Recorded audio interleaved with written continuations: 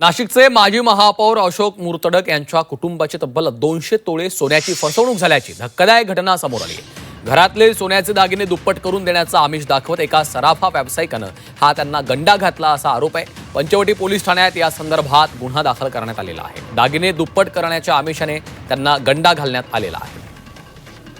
सागर गायकवाड आमचे प्रतिनिधी सध्या फोनलाईनवरनं आपल्या सोबत आहेत। सागर, नेमकं काय घडलेलं आहे आणि ही फसवणूक झाल्याच्या नंतर आता या संदर्भात गुन्हा दाखल झालाय का, काय माहिती आहे? नक्कीच नाशिकच्या हा पंचवटी मध्ये हा प्रकार घडलेला आहे। माजी महापौर अशोक मुर्तडक यांच्या कुटुंबाकडून विश्वासन संपादन करून तब्बल 200 तोळे सोन्याची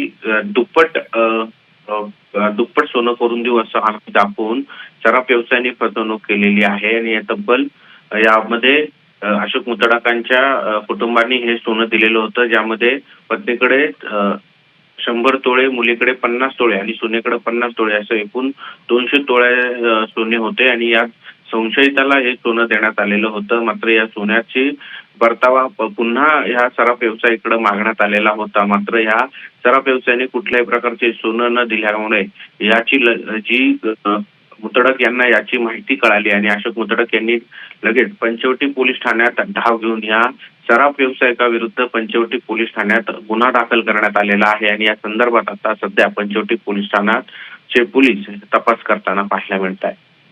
धन्यवाद सागर या सविस्तर माहितीसाठी।